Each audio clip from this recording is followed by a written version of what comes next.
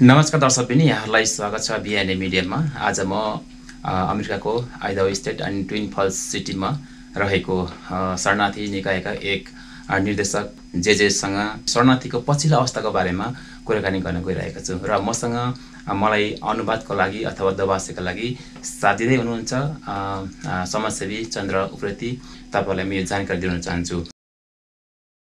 आउनुहोस् दर्शक हामी उहाँलाई स्वागत गरौँ। बिएनए मिडियाद्वारा सञ्चालित Tacoma यहाँलाई स्वागत छ। I'd like to welcome you to BNA Tacoma. Thank you very much for your invitation. आज हामी अमेरिकाको आइडाहो स्टेट ट्विन फल्समा रहेको शरणार्थी निकायका एक निर्देशक जेजेसँग शरणार्थीहरूको पछिल्लो अवस्थाको बारे हामी कुराकानी गर्नेछौँ। Today we'll be talking to Mr. Zeze Rausama, the director of the Refugee Center here in Twin Falls, Idaho, regarding refugees and the refugee resettlement process. आजको यस कार्यक्रमको दबासे चन्द्र उप्रेतीलाई पनि हामी स्वागत गर्न चाहन्छौँ। Okay, I'd like to welcome myself as an interpreter, and my name is Chandra Upreti. यहाँ भएको refugee centerको बारेमा जानकारी दिनुहोस्। Will you please tell me a little bit about the refugee center? Thank you very much for the question. The Refugee Center here in Twin Falls is a program to welcome refugees to Twin Falls, but also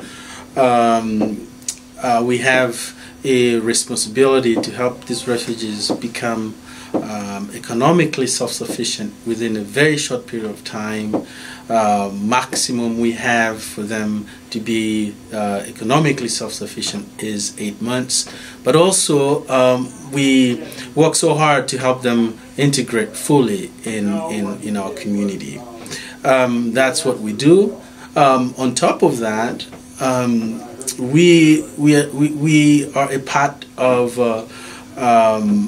the government initiative to continue the tradition of the Americas, to welcome immigrants from all over the world and to make sure that America is home for them. Twin फल्समा भएको शरणार्थीहरूको पछिल्लो अवस्था बारे कस्तो छ? Will you please update us regarding the recent refugee situation here in Twin Falls? The refugee resettlement here in Twin Falls started early 1980, and ever since the program here in Twin Falls has resettled refugees from many different countries, and many of them are very successful in their new lives in their new country here in Twin Falls. So for the past 4 years, we haven't been able to welcome as many refugees as we want. For many years, before 4 years, we were receiving 300 refugees, and on average for the past 4 years, I would say that we've been bringing in around 80 refugees a year.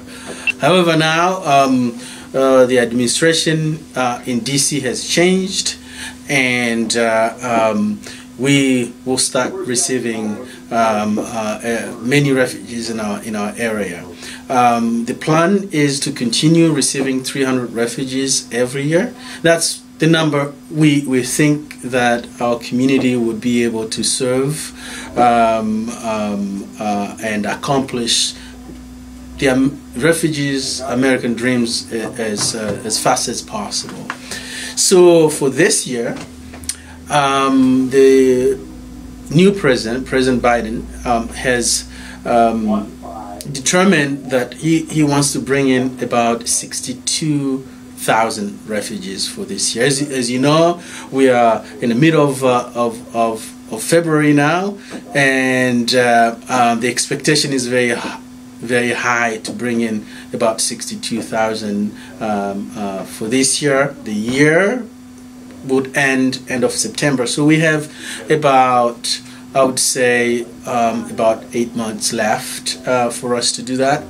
And the countries that these refugees will come from, I'm not going to go into details to tell about the countries, but I'll talk about regions. There is the African region. The president has determined to bring about 22,000 for this year. East Asia, about 6,000.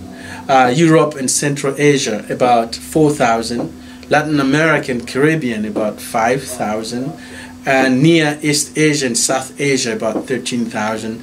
And then there is about 12,000 more refugees that can come from anywhere. As you can see, this is really a very ambitious numbers. If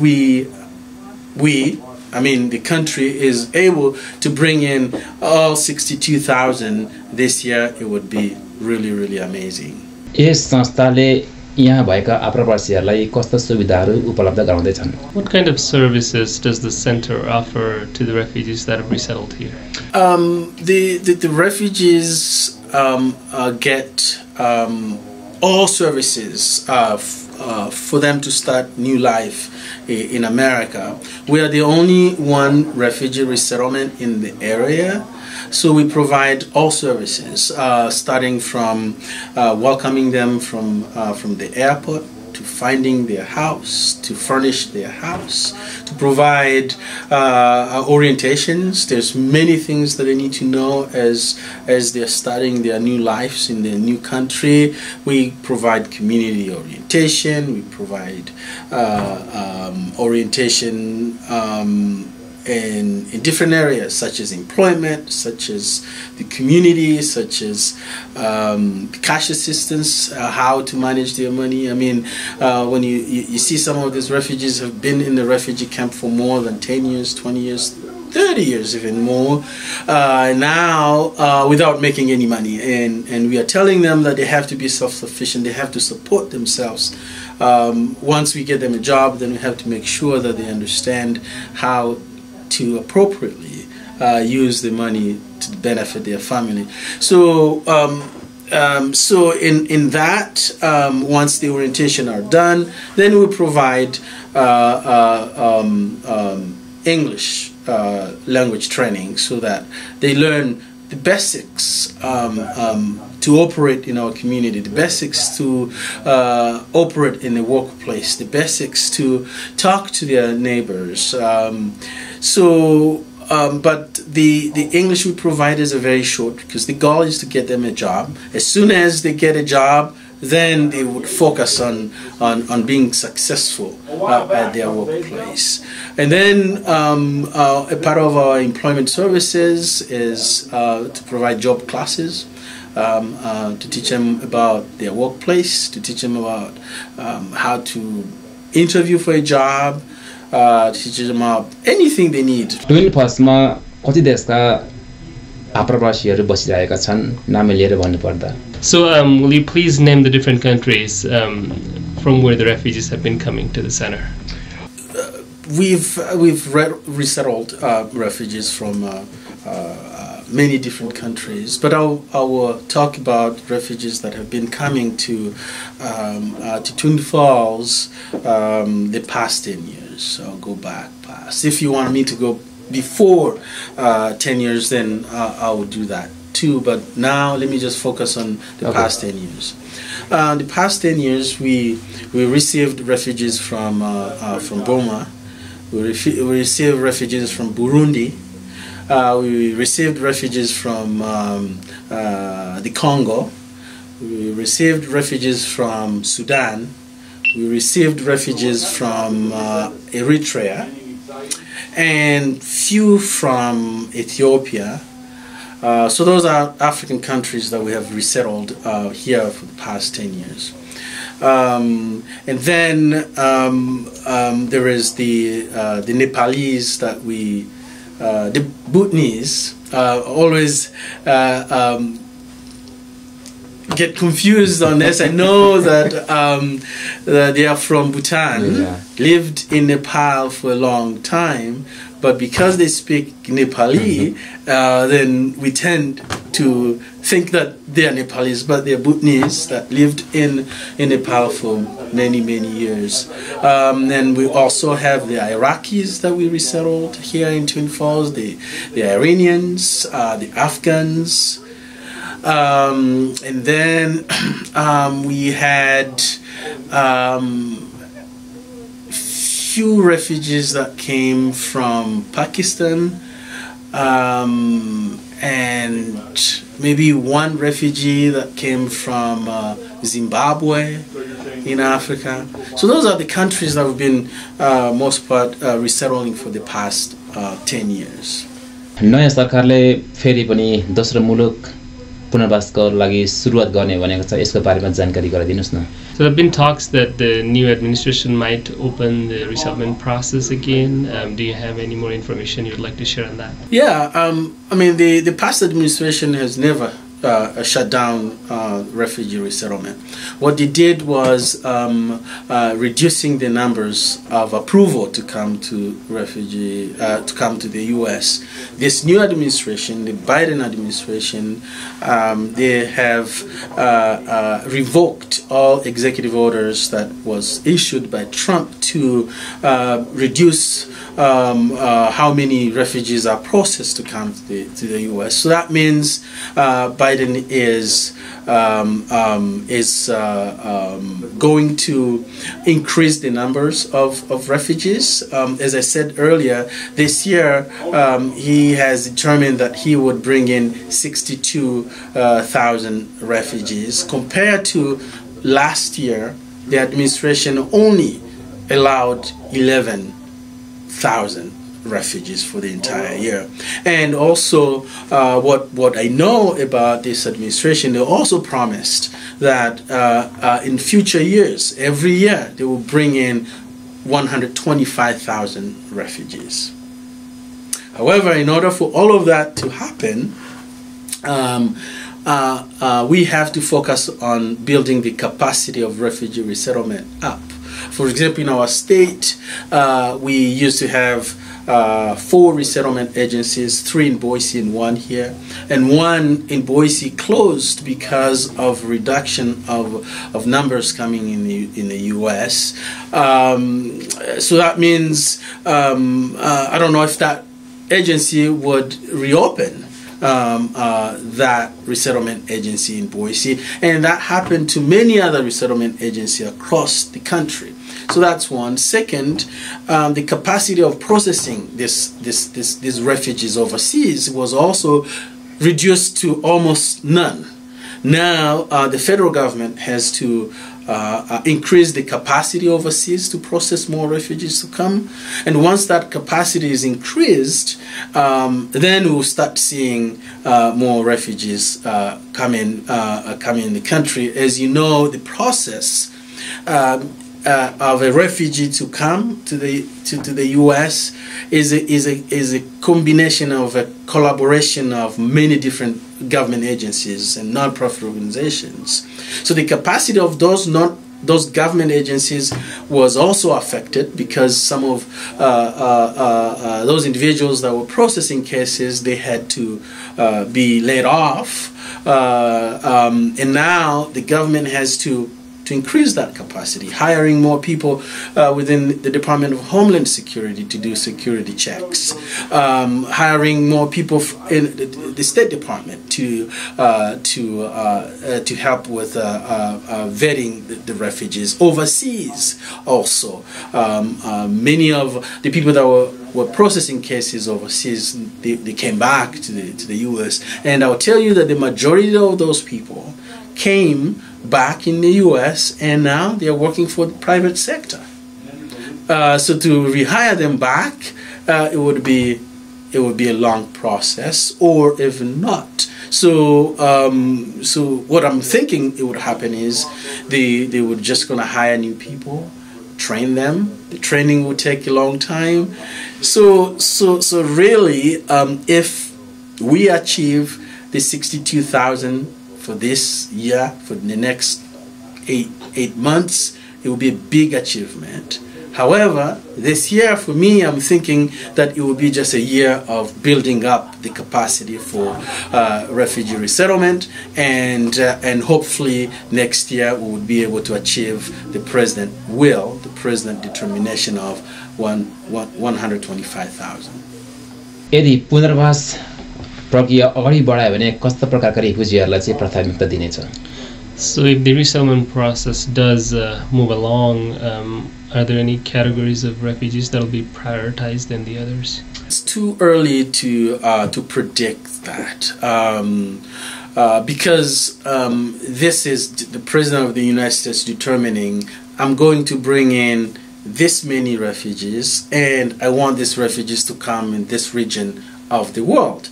And the President does that every year. And those determinations changed. Countries that the President chooses are different every year. However, if I look at the refugee crisis that has always been there, and looking at the refugees that have been coming for the past 4 years, I'll tell you that the priority of the former President Trump was Africa. So the majority of the refugees that came from Africa, and we got really close to none refugees coming from the Middle East. As you know, 4 years ago, we had a Syrian crisis where so many refugees became refugees, went to Europe, and some Europe countries didn't want to welcome them and all of that. Those are refugees that are there. I don't know if the President Biden, that would be his priority to bring those refugees in. The Middle East was also has produced in numbers, big numbers of refugees all along in refugee camps and urban refugees in many different countries. I don't know if that would be his priority to bring those refugees in, and if that is, I mean, those refugees will come. Now, all I would say about this new administration, I think the administration is thinking about a humanitarian effort of refugee resettlement. The last administration was not thinking that bringing refugees in America is a humanitarian effort. दर्शकबिन अहिले हामी अमेरिकाको Idaho state twin फल्समा रहेको refugee अथवा शरणार्थी निकायको एक निर्देशक जेजेसँग पछिल्लो समयमा रेफ्युजीहरूले के कस्तो प्रगति गरिरहेका छन्, यहाँ कतिजना रेफ्युजी बसिरहेका छन् र हालमा हाम्रो रेफ्युजीहरूले के कस्ता प्रगतिहरू गरिरहेका छन्, यी कुरामा हामी छलफल गरिरहेका छौँ। आउनु दर्शक पनि फेरि पनि हामी उहाँलाई जोड्न चाहन्छौँ। हालसम्म ट्विन फल्समा भएका शरणार्थीहरूले के कस्ता प्रगतिहरू गरिरहेका छन्? So till date, can you discuss some of the progress that are made by the refugees that have resettled here in Twin Falls? Oh, I mean, there's tons of success stories in our community. I mean, I don't know what to start, but I will start with a family that I know that was a big family. And they came in, likely they spoke English, and they were able to buy their first home in 8 months after arrival.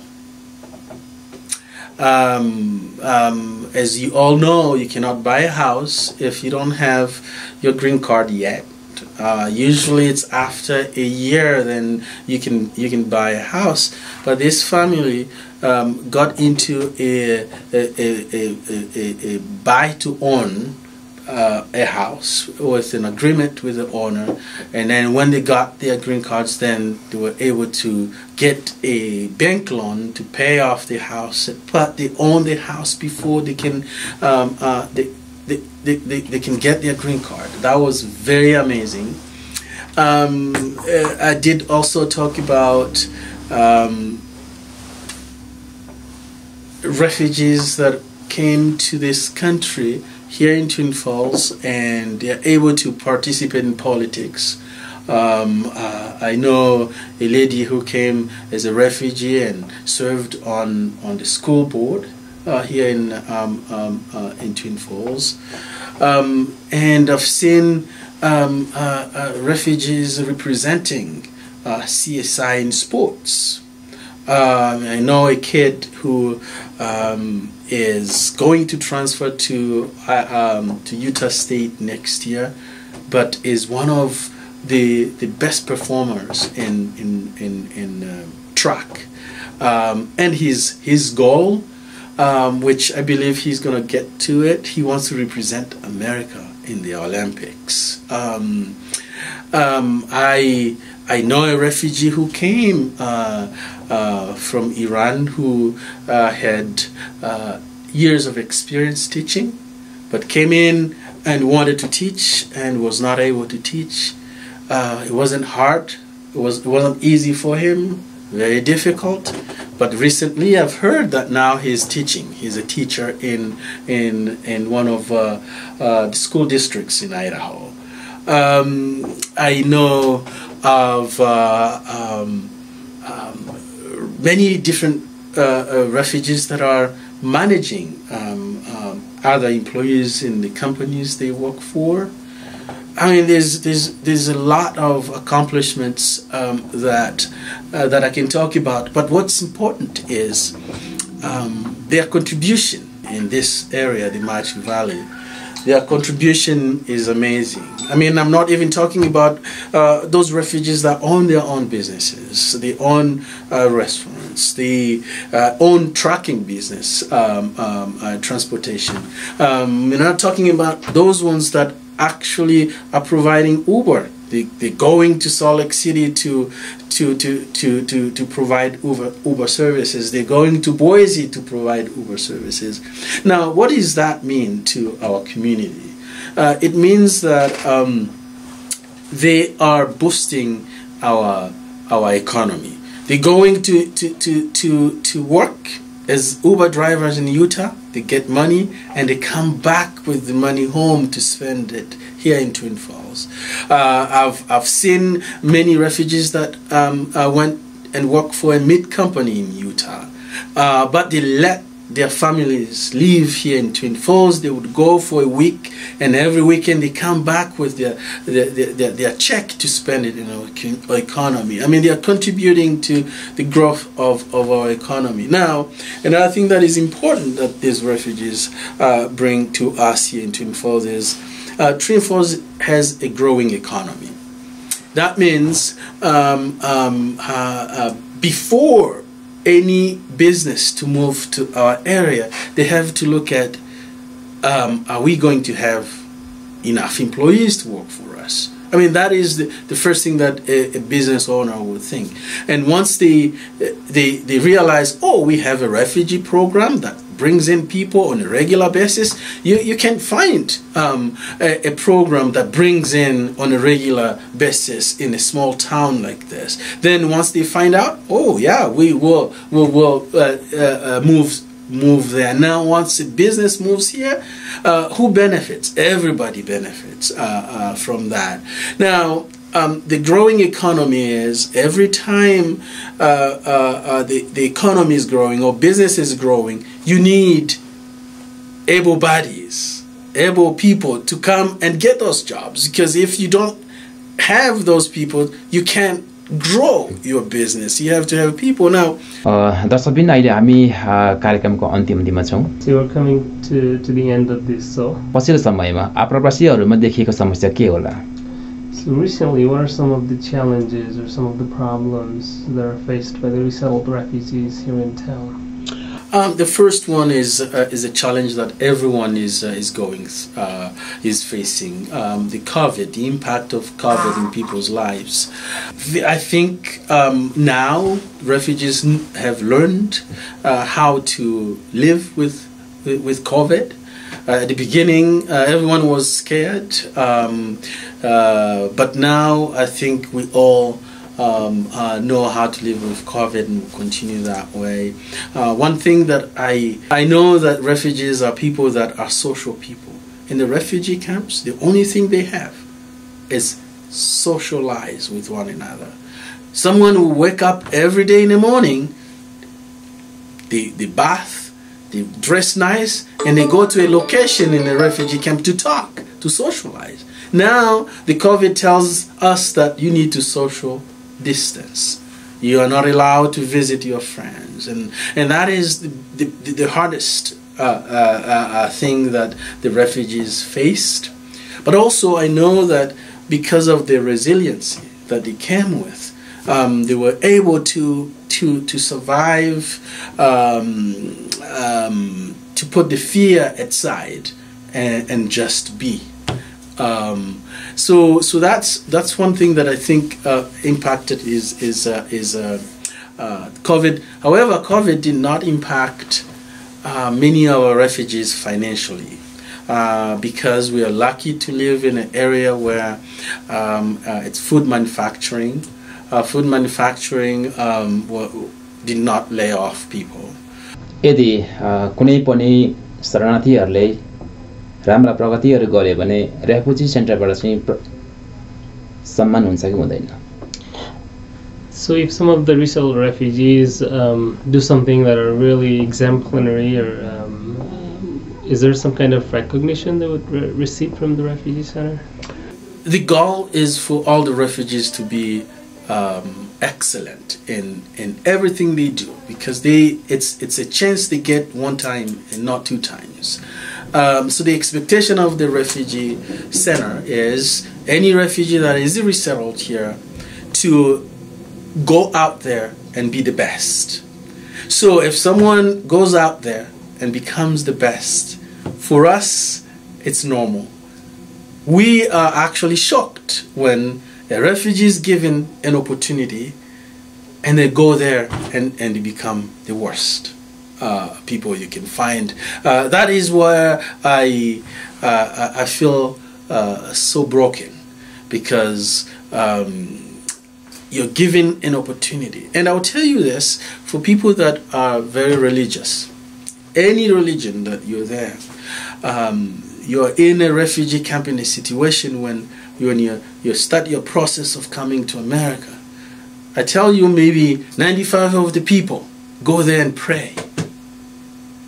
I want God or whatever you believe in to help me so that this case goes through, and I want to go to America to change my life. You promise yourself. You are not promising the refugee program. The refugee program is helping you achieve your goals. Now, when you succeed, we are very happy. And recognition is the outcomes of what you're doing. Let's say if you come in America and you were homeless the entire life, you never have your own life. Now you come, you work hard, and you buy a house. Now the recognition is that better life that you created yourself. तपाईलाई आप्रवासीहरुको कस्ता कामबाट धेरै खुसी लागेको छ र कस्ता कामबाट दुःख लागेको छ? So what are some of the things that refugees have done that have made you really happy, and some things that have made you feel really sad? I'll start with, because there's many things that makes me happy, is when someone comes in America and they are ready to change their own lives. They're ready. They are not expecting that someone else would change their lives. And they are ready to follow our guides so they can change their lives. I always tell people that we are here to guide you, but you have your lives in your hands. You come in this country broken, in pieces, and it's your responsibility to put all those pieces together to become a person you want. So and those are the people that makes me happy. The people that don't make me happy is those ones that choose not to change their lives, because when you look at the history of America, everyone that had chosen to come to America is that person who came to work hard. And the people that came to America didn't work hard. Their lives, generation after generation, is still bad. But those ones that came in to work hard, they succeeded. Now you hear people saying the American dreams. Everyone, since the creation of this country, everyone came in to look for the American dream, but everyone has their own American dream. So those ones that come in and get their American dreams that they chose themselves, I'm happy. You're asking some of the things that don't make me happy is when and there's nothing wrong to be too ambitious. But when you're too ambitious, it takes a long time to achieve what you want. In America, you have to start slowly. You're growing, learning. You may be a genius in Jordan, for example, because you grew up there and you know how to survive, you know life there. But when you come here, you're a baby who would learn baby steps to get where they are. So it makes me sad when I see a very smart individual who wants to start up there instead of starting here to reach where they want. And when you want to start where you're not, the time does not allow you to start up there, then you would delay the time to reach to what you want. So those are the people that makes me really, really sad, where I see what they don't see, but because they've chosen. America is a country of freedom. You can choose what you want, but you have to own the consequences of it. So I feel so bad when they choose what they want and they're suffering from their choice. However, they change their lives very quickly, that they go back on track. हामी आजको कार्यक्रमको अन्तिममा छौं. We are at the very end of this show. तपाई yes आप्रवासी कार्यालयको एक प्रमुख भएको कारणले अन्त्यमा सम्पूर्ण के भन्न चाहनुहुन्छ? So before we end this program, you being a director of this program, what would be your message to all of our viewers that will be watching the show? First of all, I would commend your courage to have this YouTube video where people can go and learn, because it's very important. I think we need more people like you, because if you don't tell your story, someone else will tell your story and they won't tell it the right way. But if you as a refugee, you go out there and you tell your story, those are the facts. Someone else will come and tell your story, and it's not going to be the same way. So I would say that go out there, represent the 22 million refugees out there in the world. If you come to America and you fail, imagine you're failing 22 millions that are still in a refugee camp suffering. If you come here and you succeed your life, then you're giving a chance to those refugees that are in a refugee camp. Another thing is, that is very important to my heart, is refugees come to this country, they change their lives, but they always forget where they came from. They always forget that there's so many others that don't even have food to eat in their country of origin or in the refugee camp. If you can, partner with other organizations that are helping, help. And that's how you get blessings. You can't just be there when you're sick and you're saying, oh, I hope I feel better tomorrow so I can go to work. But when you learn about someone who is suffering and you don't.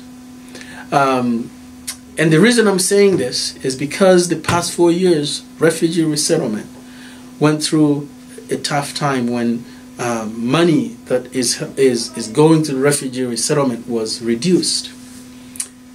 But I will tell you that we've seen many donors coming from left and right. But if you ask me what is the percentage of the refugees that donate back to the programs that brought them in America, it's less than 0%. So it's really sad because I mean, it's not only saying that if you don't help the refugee resettlement, it's okay, but help. Once you help, the moment the person you help says thank you, that's how you get blessed, and you get blessed with more. That's really a very simple message. Help. I mean, no one will tell me if I'm in America that I can't afford to help someone with $1 to buy food. In some countries, $1 is a lot. So that's the advice that I'm giving refugees out there. समय दिनुभयो yes संस्थाका सम्पूर्ण टिमलाई हामी Bhutanese American Society of Twin Falls आइदाको तर्फबाट धेरै धेरै धन्यवाद दिन चाहन्छौँ. I'd like to thank you for your time, and would also, on behalf of Bhutanese refugee community in Twin Falls, would also like to thank all of your staff for all the work that they do. Thank you. Appreciate that. यसरी नै हामी विभिन्न क्वेशनहरू को लागि अथवा विभिन्न जिज्ञासाहरूको लागि फेरि पनि हामी आउँदाखेरि तपाईले पक्कै पनि यसरी नै समय दिनुहुन्छ होला. And we hope for the future queries, or if we were to have more questions in the future, we hope you'll give us more time moving forward. Oh yeah, no problem. Anytime. Thank you so much. Thank you.